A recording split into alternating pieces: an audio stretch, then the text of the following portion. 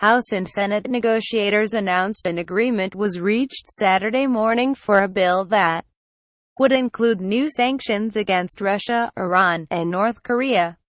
Despite the White House lobbying for changes to the measure, the legislation will give Congress a new ability to block the administration from easing sanctions on Moscow. Democrats and some Republicans have expressed concerns that Trump is considering giving Russia back 2 compounds in Maryland and New York that were seized by the Obama administration in December.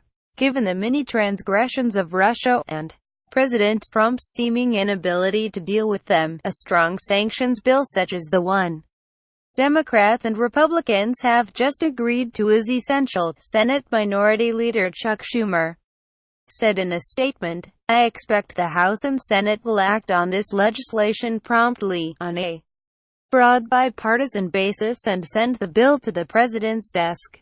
The House will vote on the bill on Tuesday, according to House Majority Leader Kevin McCarthy's schedule, and the Senate is likely to take it up after that, although Senate leaders haven't said when they will bring it to the floor.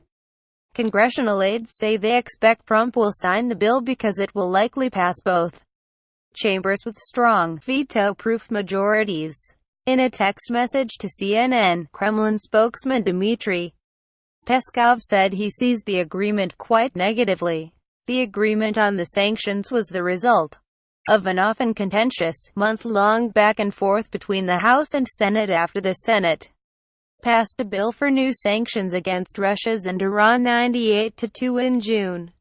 The bill faced a so-called blue slip constitutional problem that revenue-generating legislation must originate in the House. That was fixed after a negotiation between the 2 chambers, but then House Democrats objected to another tweak that removed their ability to force a vote to stop the easing of sanctions. McCarthy then said he wanted to add North Korean sanctions legislation that the House passed in May to the measure, prompting Democrats to accuse Republicans of stalling the bill on behalf of the White House, which was lobbying against the congressional review provision. Numerous U.S. companies also wanted changes over concerns the bill could inadvertently impact their businesses.